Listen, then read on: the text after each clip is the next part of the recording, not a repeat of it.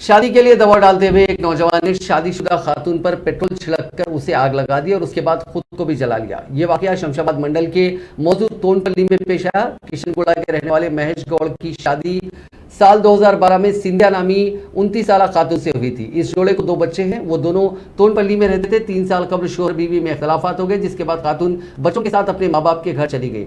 वहां उसकी मुलाकात पड़ोस में रहने वाले अल्ताफ से हुई। वो दोनों एक दूसरे को पसंद करने लगे और एक दूसरे के दामे मोहब्बत में गिरफ्तार हो गए। बादशाह खातून की अपने शोहर से सुलह सफाई हो गई और वो उसके घर लौट गई।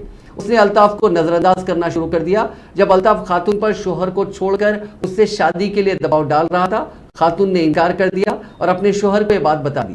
शादी से इनकार पर अल्ताफ बरहम हो गया और उसने खतरनाक मंसूबा बनाया। फिर उसने खातून के शोहर को बातचीत के बहाने वाइन शॉप बुलाया। वो जैसे ही वाइन शॉप पर पहुंचा, अल्ताफ वाइन शॉप के बजाय सिंधिया के घर पहुंचा, जहां वो तन्हा थी। उसने अपने साथ बोतल में लाया हुआ पेट्रोल छिड़क कर खातून को आग लगा दी और उसके बाद खुद को भी आग लगा ली। सिंधिया और अल्ताफ को झुलसी हुई हालत में इलाज के लिए उस्मानिया हॉस्पिटल मुंतकिल किया गया। अल्ताफ मामूली तौर पर जख्मी बताया गया। पुलिस ने इस मामले में अल्ताफ के खिलाफ मुकदमा दर्ज करके छानबीन शुरू कर दी है।